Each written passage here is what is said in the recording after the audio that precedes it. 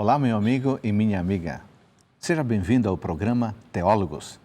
Aqui nós vamos estudar a Palavra de Deus com calma, com tempo, com profundidade e com reflexão, a fim de conhecermos o que está escrito no texto bíblico, mas, mais do que apenas conhecer, a fim de termos condições de fazer a vontade do Pai Celestial.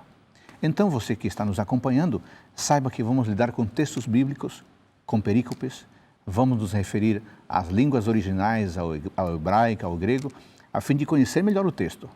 Mas o nosso propósito final não é apenas a informação, é a interpretação para melhor compreender e fazer a vontade do nosso Pai. Você pode nos acompanhar nas redes sociais a fim de conhecer os convidados, os temas, as novidades. Então acesse os endereços que aparecem abaixo no seu vídeo. O Salmo 119, versículo 105 diz: "Lâmpada para os meus pés é a tua palavra e luz para os meus caminhos." De fato, a Bíblia é uma luz que apresenta condições de iluminar melhor a nossa caminhada. Mas para isso, é necessário que nós possamos compreender e interpretar o texto bíblico. Como fazer isso da melhor maneira? Está começando Teólogos.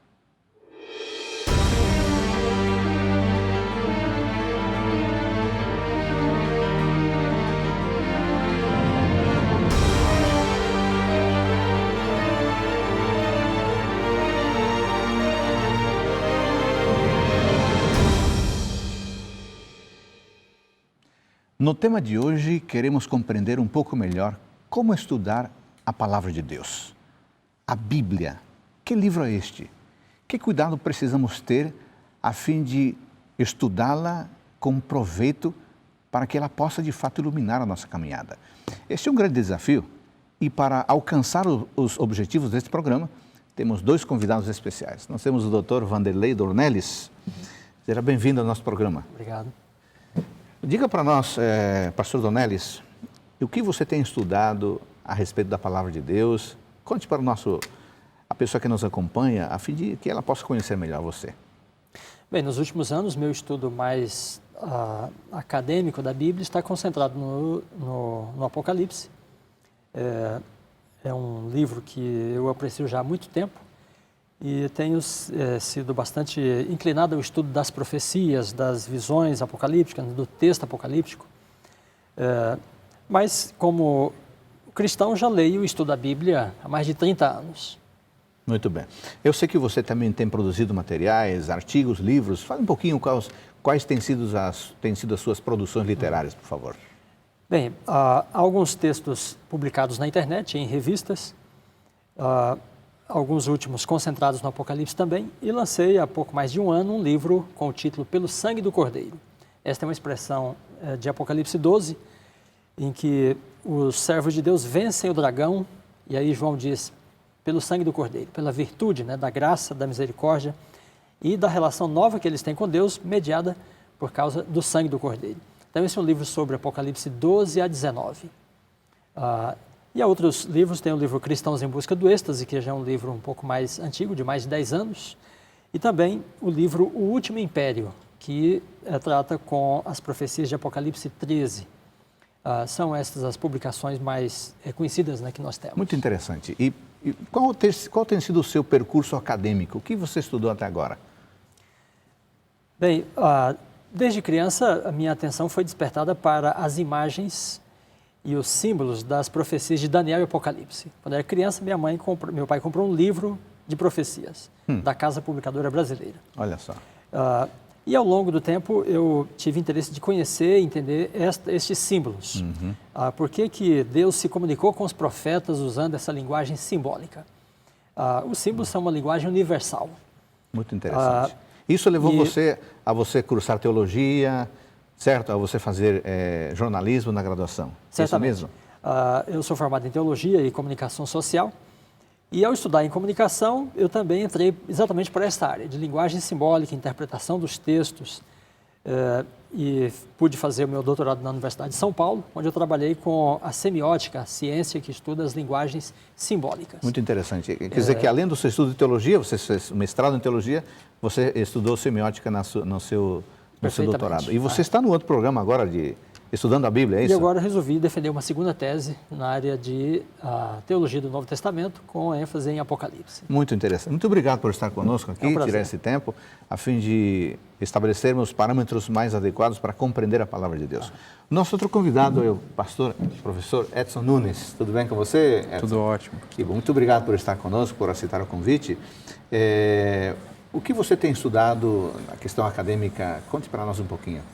Eu sempre tive muito interesse por literatura, né? Desde criança também, sempre gostei bastante de ler e até cheguei a escrever alguns poemas, né?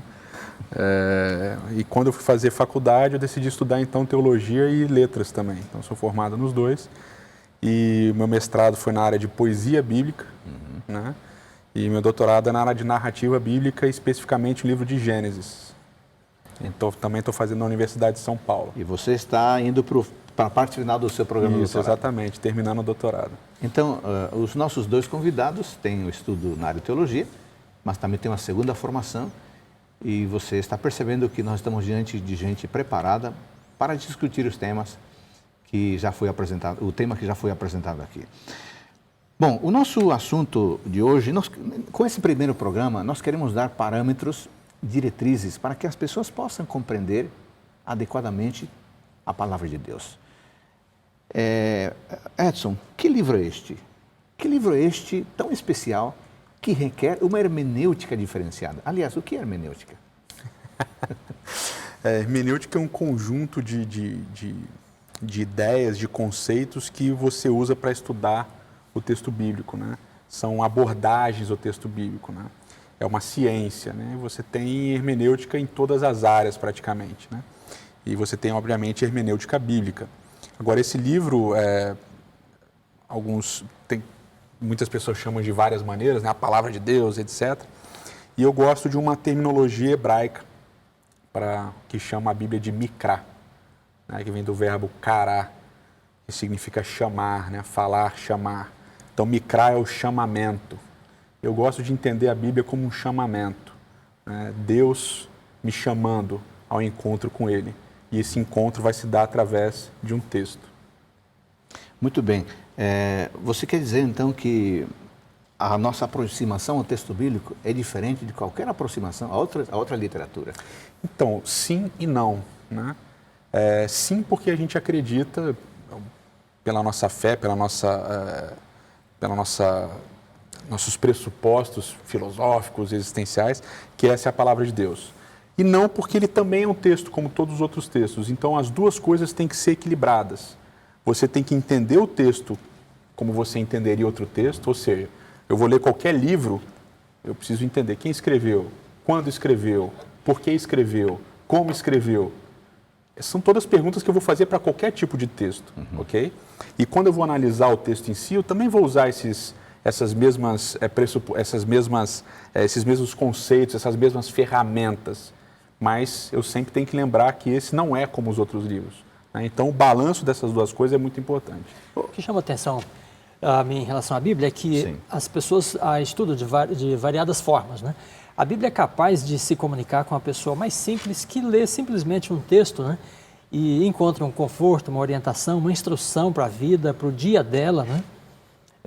Então, a Bíblia é muito dinâmica nesse aspecto. E qualquer pessoa de qualquer formação pode entender alguma coisa, né, ao lê-la. Mas a Bíblia é também um documento que manifesta uma informação, um conceito de verdade, né? E Deus revela certos mistérios na Bíblia. Ele trata com a origem, a natureza do ser humano, o nosso destino. Agora, aí para entender a Bíblia como esse documento, né, de uma revelação divina, nós precisamos de nos aproximar dela com certa ciência, né, como disse o Edson.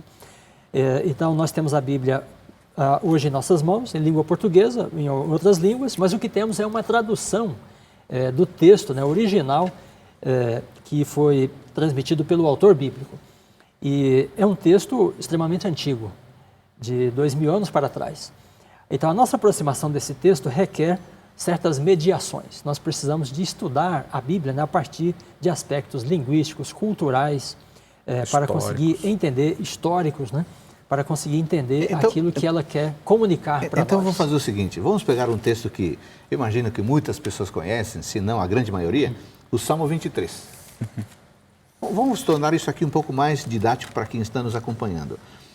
Bom, você acabou de dizer que tem que considerar alguns elementos fundamentais a se aproximar do texto bíblico. Então, digamos que a pessoa está lendo o Salmo 23. Senhor, meu pastor, nada me faltará. Salmo de Davi.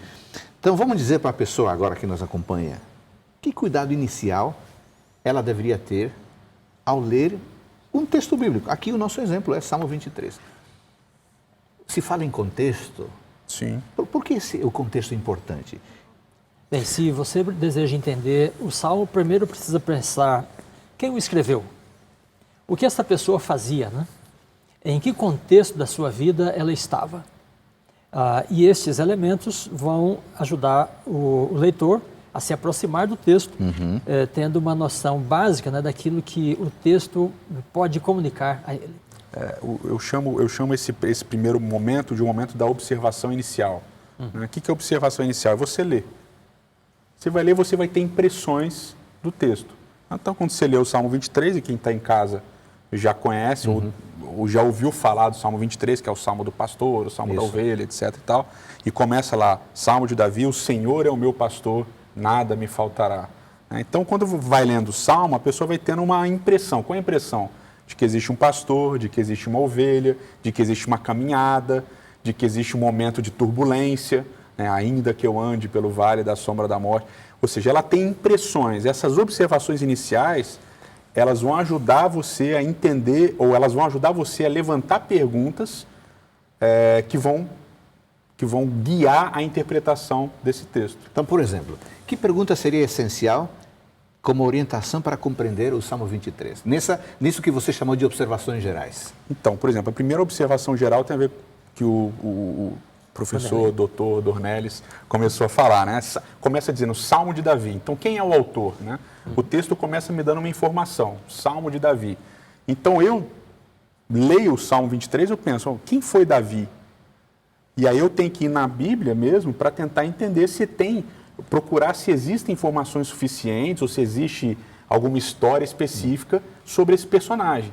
E aí, obviamente, quando eu vou no livro de Samuel, eu vou encontrar uma extensa história de Davi, também em Crônicas, mas principalmente Samuel, uma extensa história de Davi. Então, era o menino mais novo dos irmãos, ele cuidava das ovelhas, ele não era tão chamativo quanto os outros irmãos, ele era músico, ele tocava harpa, ele começa a ajudar Saul. Todas essas informações vão me ser úteis para entender o Salmo 23.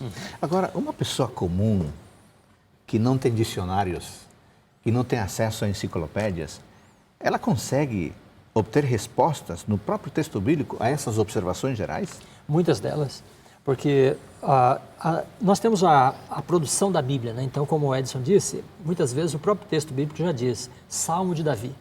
Algumas Bíblias trazem quando ele estava em tal e tal circunstância. Ele também disse, você tem o contexto da vida de Davi. Então, o Salmo é de Davi, então você pode ir para Reis e Samuel e ler um pouco sobre a história de Davi, né?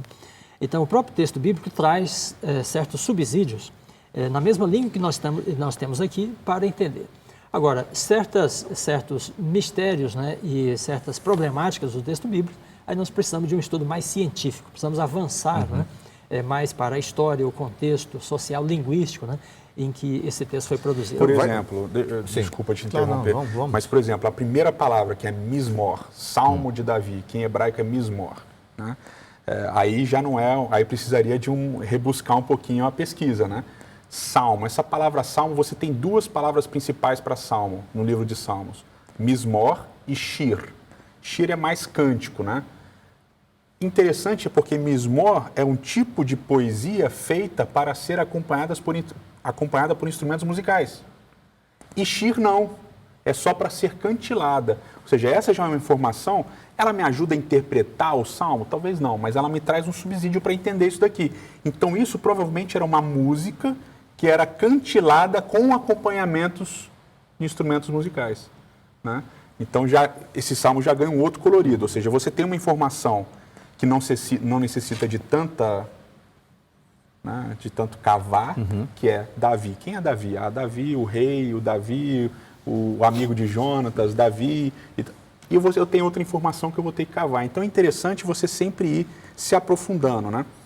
Até um aspecto importante você nunca deve permanecer onde você está. no estudo da Bíblia.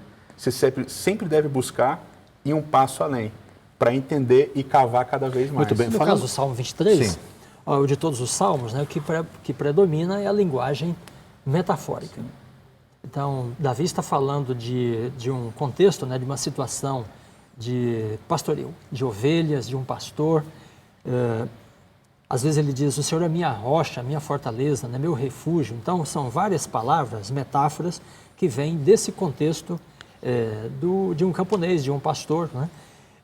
E nós precisamos de interpretar essa linguagem e aplicá-la para o nosso contexto. Nós não somos pastores de ovelhas, sim, mas nós precisamos de podemos aplicar, então, esta mesma relação, né, do pastor com a ovelha, a nossa relação com Deus. Muito bem. Além do aspecto geral que foi tratado aqui do autor, nós percebemos que saber quem é o autor é importante. Faz diferença saber se foi o jovem Davi quem escreveu ou foi o experiente Davi? Vai fazer diferença, né? Dependendo do texto, vai fazer diferença. Vai fazer diferença. Por exemplo, no Salmo 51, faz total diferença você saber.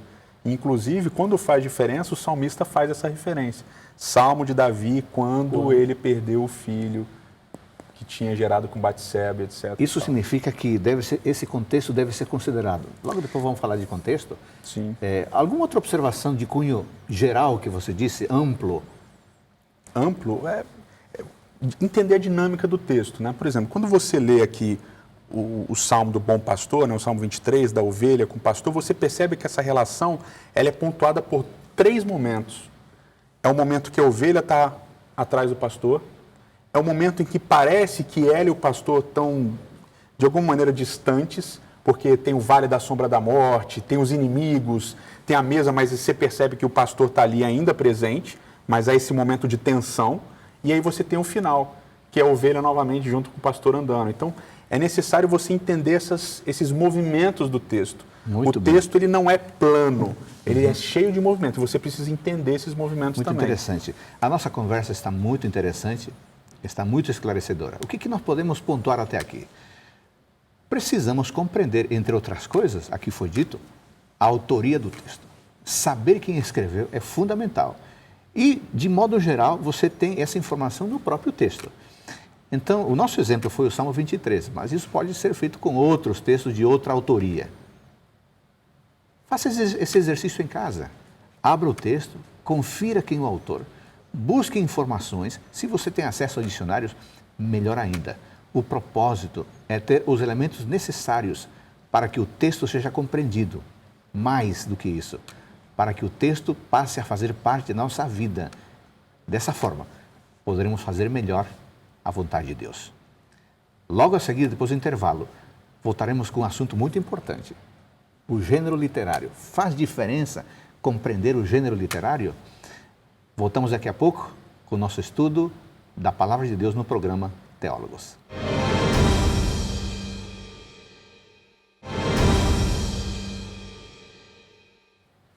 Estamos voltando com o programa Teólogos. Até aqui nós vimos que é muito importante considerar algumas observações gerais para melhor compreender e interpretar o texto bíblico. Nós vimos que conhecer o autor é muito importante e podemos encontrar informações sobre o autor no próprio texto bíblico. Mas o pastor Edson, qual a importância de considerar o gênero literário para compreender e interpretar o texto bíblico? Só retomando uma coisa que você estava falando, pastor Adolfo, a ideia do autor ela vai ser importante sempre que o texto me disser. Toda vez que o texto me diz quem é o autor, isso vai ser importante para que eu compreenda o texto. Agora, o gênero literário ele é fundamental para que você saiba navegar dentro da literatura bíblica, né? Então, quando eu tenho uma narrativa comum, essa narrativa ela vai ter certos elementos que vão me ajudar a entender o texto e eu não vou poder entender certas coisas porque a narrativa não me permite entender certas coisas. Quando eu tenho um gênero poético, né, literário poético, então, como o Dr. Dornelles falou antes, eu vou ter metáforas, eu vou ter hipérboles, eu vou ter figuras de linguagem intensificadas, eu vou ter uso de paralelismo, que é um recurso da poesia hebraica. Quando eu tiver literatura sapiencial, então vou ter reflexões alongadas, às vezes, para alguns, né, leitores da Bíblia, existenciais demais, né, até com poucas menções de Deus, extremamente existenciais e tal. E eu vou ter textos, por exemplo, legais, né, um gênero de literatura legal, são as leis, os mandamentos e tal. Então, eu preciso entender o que eu estou lendo para saber que ferramentas usar para interpretar o que eu estou lendo. Você, pastor Lunelis, você falou de metáforas, e aqui parece que nós temos várias aqui no Salmo 23. Por que o leitor precisa tomar cuidado na compreensão correta das metáforas? Isso vai determinar a compreensão do texto? Certamente. Por exemplo, você tem o Salmo 150, ele fala: adorai ao Senhor com adufes e danças, com todo tipo de instrumento. Então, esse texto está sendo transmitido em linguagem metafórica. O que ele quer dizer com isso? Há um outro salmo em que ele fala que a gordura, e recomenda a gordura. Em Jeremias 32 também você tem uma menção à gordura, e Deus diz que vai satisfazer a alma do sacerdote com gordura, mas a gordura é proibida. Então ele está usando a gordura como símbolo de uma metáfora de fartura, abundância, né? Possivelmente os instrumentos musicais e danças como uma metáfora para alegria, contentamento, né? Regozijo. E assim, então você tem no texto essa presença de metáfora constante, e você precisa de entender essa linguagem, né, que ele está utilizando. O bom disso aí é que geralmente o próprio texto bíblico dá essa saída. Você precisa de ir buscando, né, compreender essa linguagem que ele utiliza. Senão a pessoa vai acabar interpretando de maneira equivocada o significado do texto. Exato. Quando ele fala que Deus é nossa fortaleza, Deus é a minha rocha, né? Deus não é uma pedra. Ele está falando de estabilidade, né? De permanência, de solidez, né? Então, esses conceitos abstratos que ele não tem na sua língua, ele os expressa usando essas metáforas. Né? Agora, se nós formos, por exemplo, para o Gênesis 22, aí você tem outro estilo outro gênero literário, né? Uma literatura narrativa clássica, sim. E aí, qual é o cuidado que você tem com uma literatura que narra uma história? Sim, então, aí você tem diferentes ferramentas, né? Por exemplo, uma característica da narrativa bíblica é a ausência de descrições físicas acentuadas. Você tem a ausência de elementos históricos. Por exemplo, quantos anos tinha Isaac em Gênesis 22? Quanto tempo tinha passado entre uma coisa e outra? Não fala. Como é que Isaac era, né, naquele momento? Como é que Abraão já estava tão velhinho? Não tem essa descrição, né? O tipo de arbusto em que o cordeiro estava preso, né, quando Abraão olha, o tipo de cutelo, eles não têm esse tipo de descrição.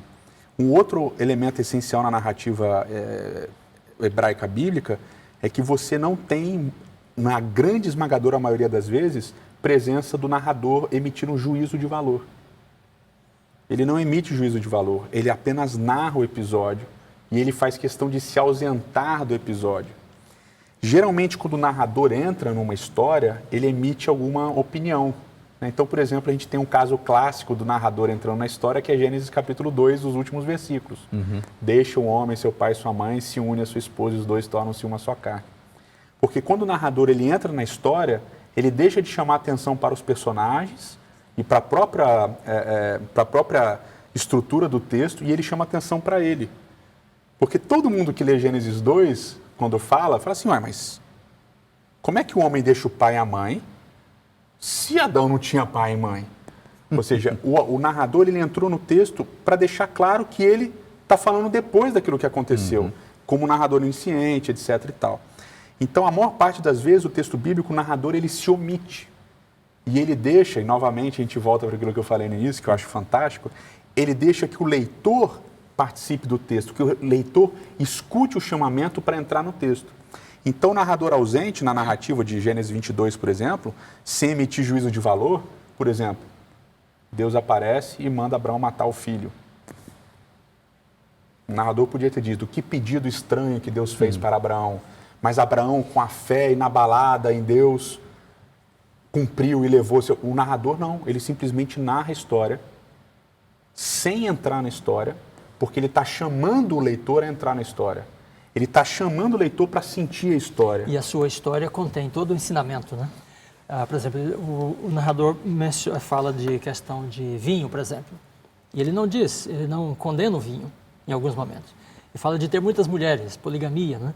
Mas o resultado da história, o direcionamento da narrativa, né, leva a um juízo de valor sobre essas questões. Por exemplo, Davi teve muitas mulheres. O texto bíblico deixa claro que ele também não corrigia os filhos. Mas o final da história, então, ele tem os dramas que ele enfrenta por causa das muitas mulheres, né? Os problemas da divisão da família por causa dos filhos que não tinham sido corrigidos. Então, ele não emite um juízo de valor no sentido de, como nós contamos, né? Então, você entra no texto e estabelece um conceito, um valor ético, né, acerca da questão. Ele deixa que a própria história mostre o resultado das escolhas que foram feitas. Sabe o que estou pensando aqui? Eu não sei se o nosso amigo e amiga que nos acompanha também está pensando nisso. Com a nossa mentalidade ocidental, que queremos detalhes, linha do tempo, pode criar um conflito, porque o texto nem sempre traz isso, né? Sim, com certeza. E cria um conflito diversas vezes. O início, por exemplo, de Gênesis 1 até Gênesis 11, e depois a história dos patriarcas, é cheio desses gaps, né, desses vazios históricos e cronológicos. Porque a preocupação do autor bíblico não é essa. Esse é um aspecto fundamental. É entender o que o texto bíblico é e entender o que o texto bíblico não é também. Então, esse primeiro passo, quer dizer, segundo, né, o primeiro passo seria essa observação geral, esse segundo passo é entender o contexto histórico, ou seja, quando eles escreveram aqui, qual era a mentalidade deles, né? O contexto sociocultural, ou seja, nós não estamos falando de uma cultura ocidental, judaico-cristã, a gente está falando de uma cultura oriental, antiga, influenciada por diversos povos mesopotâmicos. E também você tem a questão do que a gente estava discutindo no gênero literário, que é o contexto literário. Então, esses três contextos também precisam ser levados em conta. Amigo, amiga, você que nos acompanha, é muito natural que, ao irmos ao texto bíblico, nós entremos nele com toda a nossa carga existencial, histórica, o nosso jeito de compreender a história. Mas nós podemos captar até agora que é muito importante tomar cuidado, porque estamos lidando com um texto antigo, com gêneros literários com os quais nem sempre temos familiaridade. É por isso que compreender e interpretar a palavra de Deus requer um cuidado muito grande da nossa parte. Mas aqui, pastor Dornelles, nós falamos sobre a literatura sapiencial, falamos do Salmo, fomos até o Gênesis. Mas e o que dizer, por exemplo, da literatura apocalíptica? Quando a pessoa não conhece o gênero literário, pode trazer complicação na compreensão do texto bíblico? Certamente. Bom, de forma mais característica que nós temos de literatura apocalíptica são os livros de Daniel e o Apocalipse, alguns trechos de Ezequiel, também de Isaías. E o que predomina nesse formato literário, né, é a descrição de um conflito. E esse conflito dividido em dois polos, né? Então, Deus de um lado, o seu inimigo de outro, e os seres humanos divididos, né, entre esses dois polos. Há uma representação constante dessa luta através de uma linguagem simbólica. O que é interessante em Daniel, por exemplo, é que Deus se comunica com esse profeta, dá as visões simbólicas, mas o conteúdo das visões tem alguma coisa a ver com a própria experiência e a formação do profeta. Então ele vê os animais, Daniel 7, capítulo 8 também, e esses animais representam poderes políticos, né, terrenos. E Daniel era um estadista, ele conviveu no império da Babilônia, da Pérsia, né? Então ele estava, de certa forma, familiarizado com esse contexto político e Deus se comunica com ele dentro desta linguagem, né, desse mundo em que ele está inserido. E a gente precisa de entender essa característica da literatura apocalíptica, de tratar do conflito entre o bem e o mal, entre Deus e o diabo, e entender isso também a partir do próprio contexto histórico do profeta, né, com quem Deus se comunicou. Muito bem. O leitor da Bíblia percebe que muitas vezes está lendo um texto e claramente fica a impressão de que esse texto já foi lido em outro autor. E mais ainda, você lê o Novo Testamento e você percebe que há uma alusão, uma referência direta ou indireta ao Antigo Testamento. De que forma ter consciência dessa intertextualidade, desse diálogo entre autores, é fundamental para compreender o texto bíblico também? Uma marca importante esse déjà vu, né? Eu já vi isso em algum lugar. As repetições são muito importantes, né? Às vezes dentro do próprio livro, às vezes em outros livros. Esse diálogo entre os autores é importante para estabelecer ideias, né? Então, uma das coisas que eu sempre falo para os alunos é, quando você lê o texto, perceba que palavras se repetem várias vezes. Obviamente, essas palavras elas vão ser importantes. Então, você tem, por exemplo, um texto clássico que a gente sempre menciona, Deuteronômio capítulo 30, os primeiros 10 versos, o verbo arrepender-se ou voltar, o verbo chuva, aparece muitas vezes. Ou seja, há uma intenção do autor naquela repetição. Agora, quando você vai, o doutor Donés estava falando de Daniel, por exemplo, você tem a expressão terra de Sinar. Né? Você lê essa expressão terra de Sinar no início de Daniel 1. Nabucodonosor pega os utensílios da casa de Deus e leva para a terra de Sinar. Onde é que aparece a expressão terra de Sinar? Então, essa expressão terra de Sinar é uma expressão rara, ela não aparece muitas vezes. Com auxílio de uma boa concordância, né, o nosso telespectador ele pode buscar e perceber que aparece em Gênesis, aparece em Jeremias e aparece lá em Daniel. Uma boa concordância, o pastor Edson está se referindo a um recurso literário, um livro, uma espécie de dicionário, onde você encontra referências de temas e de textos bíblicos agrupados. Isso facilita encontrar temas, né, e assuntos que sejam de interesse. Você está sugerindo que essa é uma ferramenta importante para o leitor da Bíblia? Muito importante. Você recomenda alguma concordância? Tem uma concordância bíblica da própria casa da Sociedade Bíblica de Literatura. Sociedade Bíblica do Brasil. É um livro de capa preta, uma concordância muito boa. E muitas vezes, atrás das nossas próprias Bíblias, né? Por exemplo, eu estou aqui com a Bíblia de Estudo Andrews, atrás ela tem uma pequena concordância, que aqui não é uma concordância exaustiva, né? Uma concordância mais simples. Mas concordâncias exaustivas são muito importantes. Então, aí você tem alguma coisa para você anotar ali e, quem sabe, adquirir uma boa concordância bíblica. Foi sugerida aqui a concordância bíblica da Sociedade Bíblica do Brasil. Dessa forma, você poderá localizar temas. Aproveitando ainda um pouco mais essa questão. Temas e palavras. Esse conceito de intertextualidade, como vocês mencionaram, veja, é interessante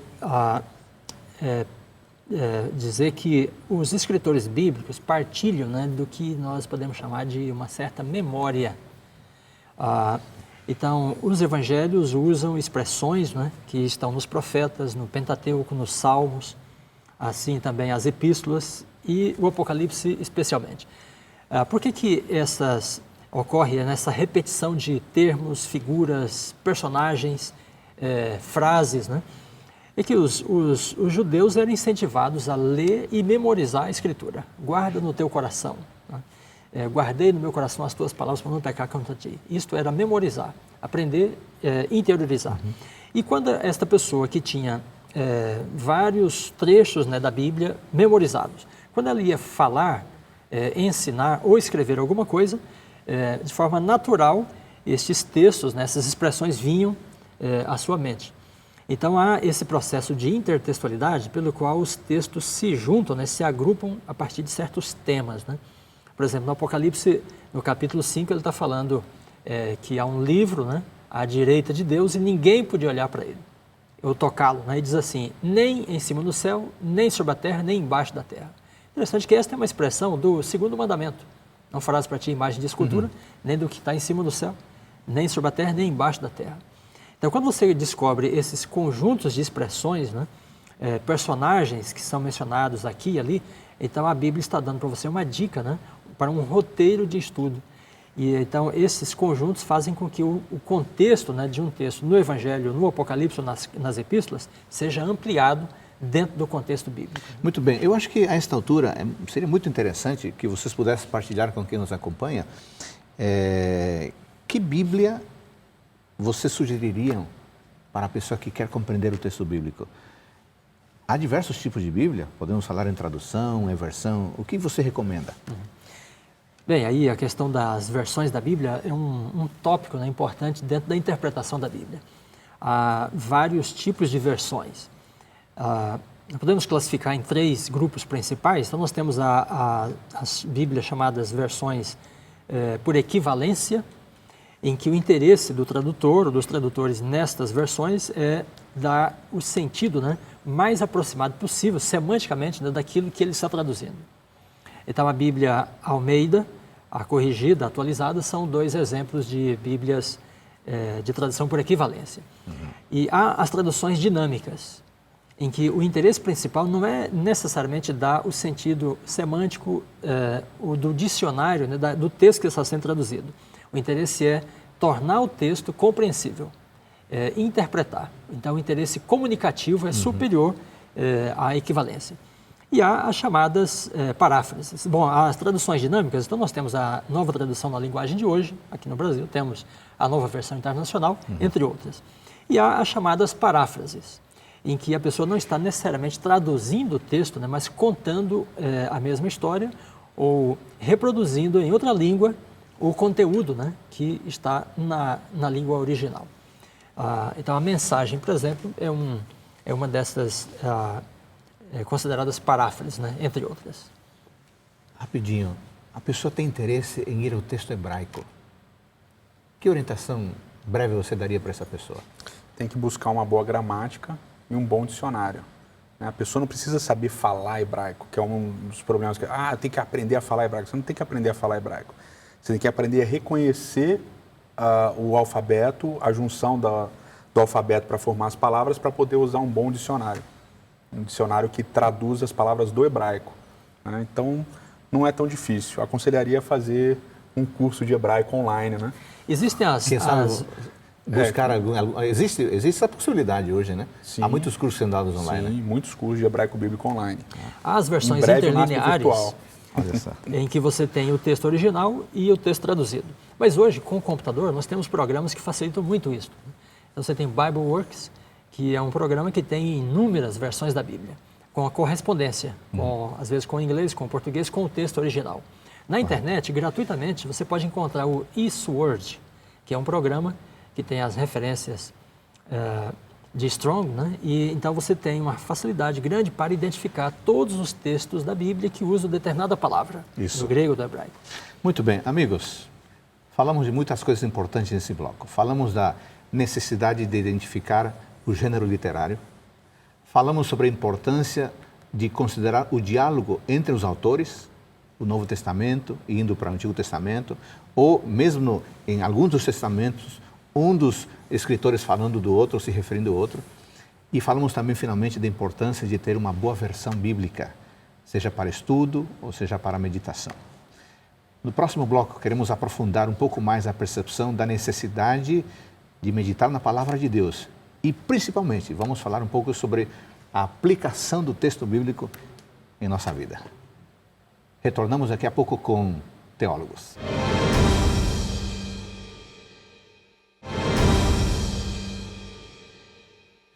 Meu amigo, minha amiga, estamos de volta com o terceiro bloco do programa Teólogos. Aqui, nós estudamos a Palavra de Deus com calma, com profundidade, com reflexão, para conhecer o que está escrito nela, mas principalmente para aprender a viver melhor a vontade do nosso Deus. No último bloco, você falou, pastor Donelli, sobre a importância de ter uma Bíblia adequada.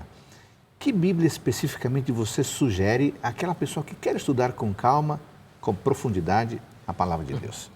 Bem, quando nós falamos de versões bíblicas, em geral nós não priorizamos umas sobre outras como sendo melhor, mais bem feita, etc. A Bíblia Almeida Revista e Atualizada, segunda edição da Sociedade Bíblica, é considerada uma boa versão. Agora, o importante em relação às versões é que você precisa de compará-las. E ao comparar a Almeida Atualizada com a NVI, com a mensagem, a paráfrase, com a tradução dinâmica, então você vai perceber que há variações, né, na maneira de interpretar. E estas variações vão sugerir para você determinadas pistas, né, para entender o texto. Às vezes o verbo está no passado numa versão e está no presente em outra. Às vezes uma palavra está traduzida de uma forma numa versão e está traduzida de outra forma em outra. A palavra pneuma, às vezes ela é traduzida como pessoa, às vezes como seres, às vezes como alma, né? Então, comparando as diferentes versões, a Almeida Atualizada com a corrigida, com a NVI, né, tradução da linguagem de hoje, então você já tem, de certa forma, assim, uma maneira diversificada de interpretar o texto. E essas interpretações diferentes vão sugerir para você alguns caminhos. Agora, se nós quisermos buscar uma boa Bíblia de estudo, eu recomendaria a Bíblia de Estudo Andrews, preparada pela Casa Publicadora Brasileira em conjunto com a Sociedade Bíblica. E esta Bíblia, então, tem bons recursos para pesquisa. Como o Edson mencionou, há uma concordância ao final dela, há um pequeno dicionário, há uma cadeia de referências cruzadas aqui no meio, em que você tem vários textos bíblicos em outros lugares que tratam do mesmo assunto, ou usam as mesmas palavras que estão aqui nesse texto, e você tem um comentário na parte inferior aqui da página. Há também uma introdução, né, a cada um dos livros, que ajuda o leitor a conhecer um pouco do contexto, a autoria, né, o tempo da produção. Que a gente falou no início. Exatamente. Então, aquele aparato, né, do qual nós estávamos tratando, estas bíblias de estudo, e essa daqui especialmente tem, com bastante informação para contextualizar o leitor no texto. Pastor Edson, é bem provável que alguns jovens estejam nos acompanhando, a nova geração. O que você sugere para a nova geração que quer ter uma linguagem mais adequada, talvez mais fácil para eles? Existe alguma Bíblia que você sugeriria? Ou você sugere também essas Bíblias mais tradicionais? Eu sugiro as Bíblias mais tradicionais mesmo. Eu acho que, aliás, falando nisso, eu recentemente comprei uma Bíblia que, na verdade, é uma versão especial, né? E que é sem capítulos e sem versículos, sem nada. É uma Bíblia contínua e são 5 livros lindos, como é que fala quando um binding, espiralado? Uma costura, uma capa, uma obra de arte. Mas eu sugiro sempre que as pessoas comecem pelo tradicional, para poderem avaliar o resto, né? Então, quando você começa com a mensagem, ou quando você começa com NVI ou com outras, você perde talvez a equivalência fundamental, né? Sempre vai para a tradução de equivalência, a revista atualizada, segunda edição, que é uma boa versão, como diz o Dr. Donelles, começa com essa e depois vai procurar outras coisas. Quando eu fui pastor, né, jovem ali na Nova Semente, uma das coisas que mais me empolgou foi um detalhe. A gente reuniu os jovens, né? O que vocês querem? E na minha cabeça eu pensei, bom, Nova Semente, o pessoal vai querer, né? E eles falaram, a gente quer estudar a Bíblia, sério. A gente está cansado de estudar a Bíblia sem profundidade. E a gente se reuniu e passou 3 anos e meio estudando a Bíblia profundamente. Foi uma experiência muito boa para mim. Porque que eu aprendi? As novas gerações, elas não querem festa. Elas querem estudar a Bíblia. Então, o conselho é sempre esse. Se você quer estudar a Bíblia, comece pelo tradicional, pelo básico. E aí você vai crescendo. A ideia, eu falei isso no início, é ir ao texto bíblico, não para ler o texto bíblico como uma fórmula mágica para solucionar os problemas, etc. Não é para o texto bíblico para encontrar base para o que você crê, isso é importante, não estou dizendo que isso não é importante, mas é ir para o texto bíblico como uma resposta a um chamamento de Deus, para um relacionamento. Deus quer se relacionar conosco, a gente ensina isso. E qual o principal meio da relação dele conosco? A revelação. E qual é a revelação básica dele? A básica. É o texto. Então é um chamamento, aí é o texto como um chamamento para esse relacionamento. Vamos juntar tudo isso que nós falamos agora, autor, contexto histórico, gênero literário, e vamos falar rapidamente sobre a interpretação. Como é que nós juntamos tudo isso a fim de termos o direcionamento adequado para interpretar corretamente o texto, para não ter o risco de chegar a uma conclusão equivocada? Bem, voltando ao Salmo 23, então, depois de saber quem escreveu, onde escreveu, esse contexto histórico, trazer de volta para o Salmo, né? Então, depois você pode pensar na sua própria vida em relação a esse texto, né? O que ele significa para você agora? Bem, então, o texto pode ser aplicado à vida presente, imediata, né? E a pessoa pode se sentir bem, seguro, sabendo que ela tem a proteção divina, que ela está debaixo, né, dos cuidados de um Deus, que é o seu pastor. Sim. Mas ele também pode interpretar o texto e aplicá-lo para a sua vida como um todo, né? De onde ele veio, quem ele é, né? Em que consiste a vida, né? Qual é o destino. Então, o Salmo, por menor que ele seja, ele tem praticamente um percurso da vida de Davi, que vai desde sua origem, sua juventude, né? Até o destino final, que é a estada, né, na casa de Deus. Depois desta experiência nessa terra, desta vida aqui, finalmente a vida eterna, né, na mansão do Deus, né, que é o pastor do Salmo. Então, a interpretação tem um objetivo, que é levar você finalmente a esse encontro, né, seu contexto, de lê-lo e aplicá-lo à sua própria vida, ao seu dia a dia e à sua vida como um todo. Então, por exemplo, a gente juntando todas as coisas, né? O gênero literário é poesia. Uma das marcas da poesia é metáfora. Sim. Então, a metáfora faz uso de imagens, né, de símbolos, etc. Então, você começa o Salmo 23 assim, Salmo de Davi, o Senhor é meu pastor, nada me faltará. Deitar me faz em vez de espaço, etc. É uma ovelha que está escrevendo o Salmo? Não. É um homem, é Davi que está escrevendo. Ele está se comportando como uma ovelha? Ele pode ser uma ovelha? Não, não pode. Então, não é literal. Então, o gênero literário me ajuda a entender isso, né? Então, como é que eu vou interpretar? Ah, esse é uma figura de linguagem, ou seja, Davi está querendo que Deus seja o pastor dele, que Deus o guie, que Deus o leve, que Deus... Então, eu não posso interpretar isso daqui de outra maneira. Não tem uma outra interpretação, né? Então, isso é sempre muito importante. Existem textos que eles são abertos, né? A gente fala são os textos abertos, ou seja, eles têm possibilidade de interpretação. E existem textos que não têm possibilidade de interpretação. Eles têm apenas um caminho. E muito do que vai me definir são esses contextos do que a gente trabalhou antes, contexto histórico, social, cultural e literário. Vou me definir que textos têm essa abertura interpretativa e que textos não têm essa abertura interpretativa. Um outro aspecto que o Dr. Dornelles falou também, é importante você, ao interpretar o texto, você notar como esse texto é desenvolvido ao longo das Escrituras. Então, a gente falou de Gênesis 22, né? Como é que eu interpreto Abraão matando Isaac? Se eu paro a minha leitura em Gênesis 22, eu não entendo. Eu não tenho nem como interpretar aquilo. A não ser pensar que Deus é sádico, que Deus é louco, que Deus é sanguinário, porque ele manda um pai matar o filho. Mas se eu continuo lendo a história bíblica, eu consigo interpretar Gênesis 22 melhor. Por quê? Eu percebo que um pai entrega um filho para morrer, João capítulo 3, verso 16, e depois a morte de Jesus, pai e tal. Então, aí eu consigo interpretar Gênesis 22. Então, quando eu leio Gênesis 22 sozinho, a minha interpretação às vezes é limitada, a minha gama interpretativa é limitada. Mas quando eu leio o resto da Escritura, às vezes me joga a luz naquilo. Eu tenho inúmeras maneiras de interpretar Gênesis 22? Não. Não são muitas. Ok? Agora, outros textos vão me dar margens maiores. Então, isso é sempre importante. E aí, colocando o que o Dr. Dornelles falou, que é extremamente importante, que é a aplicação, né? Tem um amigo que ele sempre diz assim, ok, estudamos e tal, e agora, como viveremos? Né? Porque a questão é essa, a gente interpreta... Como o texto influencia a sua vida.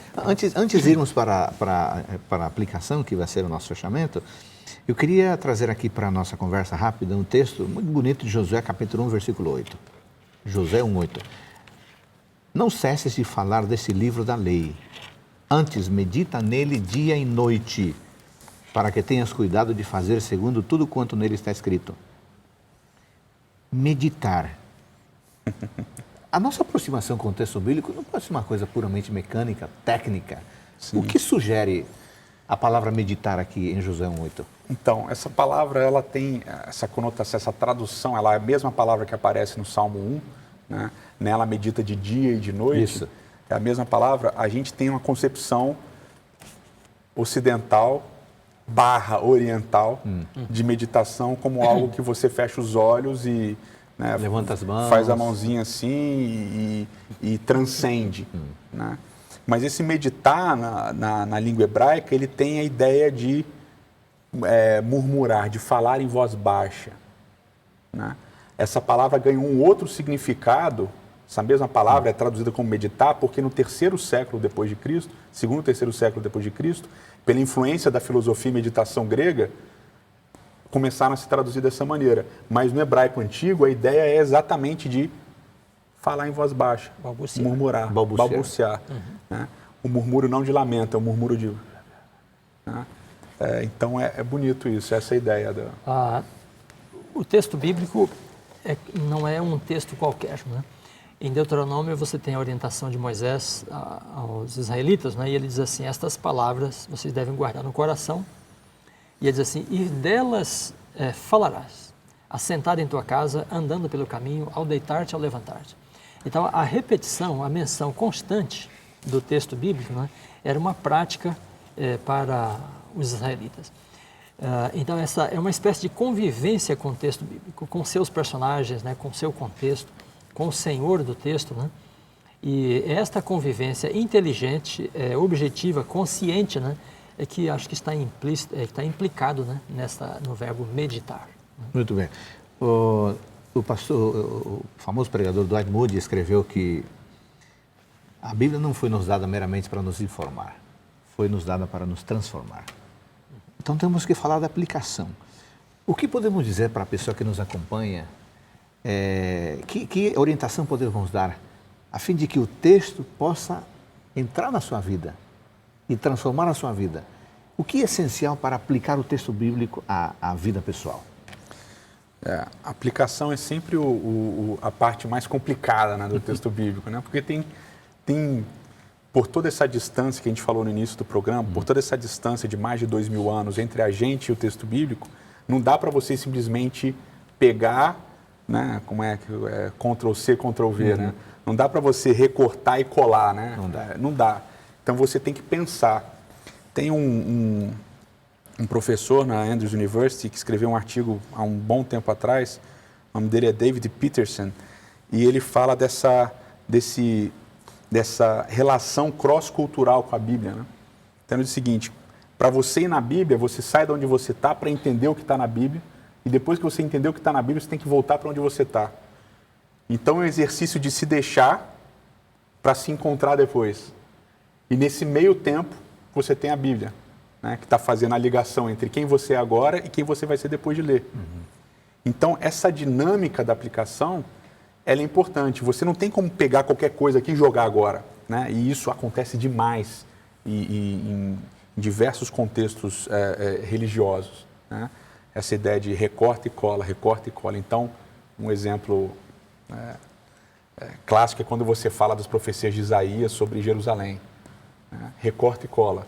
Então, Jerusalém vai ser assim, olha, Jerusalém vai ser assim e tal. Pode ser um problema, né? E não é assim. Então, você tem que entender, não é qualquer aplicação que cabe em qualquer texto, né? Esse é um primeiro aspecto importante, eu acho. Muito bem. Lembrando a pessoa que nos acompanha que se a palavra é de Deus e a palavra é de Deus, precisamos em oração estudá-la para que ela nos fale pessoalmente. Sim. Pastor Donelli, estamos indo para o finalzinho, aqui temos pouco tempo. Uma pessoa está começando o hábito da leitura. Que duas orientações básicas, práticas você dá para essa pessoa considerar na hora de se aproximar do texto bíblico de forma que ele fale o coração dela? Bem, uma primeira postura é, como o Edson disse ao princípio, né, a Bíblia nos chama, né? É um chamado para ouvir, né, a voz de Deus. Então, a primeira atitude é a atitude de humildade. Nós nos aproximamos da Bíblia não como um documento para ser interpretado, né? Não como um documento histórico, mas como uma voz divina. Muito bem. Então, a humildade, né, de ouvir, assentar-se aos pés daquele que fala e está disposto a receber e obedecer a essa voz. Muito bem. Então, aceitá-la e, em seguida, cumpri-la. Muito bem. Amigos, tivemos momentos proveitosos, estudamos a maneira de nos aproximarmos do texto. É importante conhecer o gênero literário, é importante conhecer o contexto, é importante conhecer o autor, é importante aplicar o texto à nossa vida. E agora, o que você vai fazer? Quer uma sugestão? Tome a sua Bíblia. Comece agora mesmo. Escolha um texto, considere o que está lido, peça a orientação do Espírito Santo, busque ferramentas. Assim você vai conhecer a palavra de Deus, mas acima de tudo você vai fazer a vontade dele. Que Deus abençoe você. Até o nosso próximo programa, Teólogos.